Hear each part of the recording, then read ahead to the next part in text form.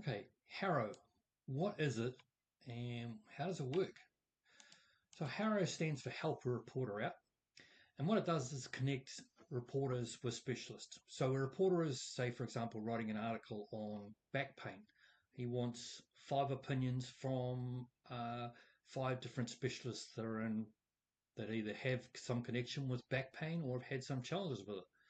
And it's quite an interesting way for doing marketing. I'll explain a little bit more. So how does it work? So simply put, it connects the specialist, you, with the reporter. Now, the reporter wants the information that's high quality and exactly what it's supposed to be. And they understand that you're going to get a link from sources that you would never get otherwise. So it's a way to get links from other websites that you probably couldn't get any other way.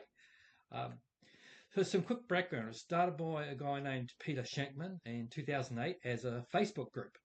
And it quickly built up a list of about 800,000 sources and 55,000 journalists who wanted the information. Now, it was acquired by Cisco, a bigger company, in 2014. I'm just checking that. And since what's changed recently is that it has become a paid service and it's been renamed as connectively.us. Now there is a free level there too, and the paid level is actually quite affordable as well. So that's definitely a way in. But interesting enough, Peter Shankman afterwards also started this free group called the Source of Sources, and it's exactly the same thing, but there's probably a little bit less activity going on in the email list. But it's the same model that he's taken over. And I had a quick chat with him, and he said, I basically checked where you're allowed to do that. He says, well, I sold the other company years ago, and I'm out of my what they call it, restraint of trade, so he could do that. So let's jump into how it's in value. So let's just go to the next one.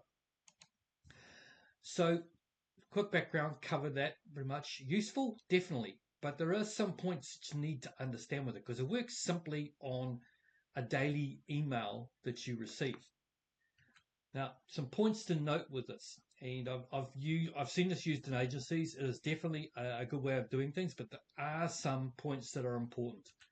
So you're going to get an email once a day, and it's going to have a list of reporters and what they're looking for, and it's up to you to respond. Now, what I mean here by fast is you have to get back to them quickly. There's no point in actually looking at that email the day after. You won't get any takers. That's already been taken. So you've got to pick up that email quickly, scan it, work out whether it's something you can contribute to, and then reply. And what I mean by numbers is you need to do the numbers to get a reply. You might see 2 or 3 articles that fit you. They ask very specific questions too. And you decide to reply to that one. And if you sit back and wait for a reply to that one, you will be disappointed. You need to keep doing it in numbers. And if you don't get a reply from the first one, which is quite likely, you have to keep going with others.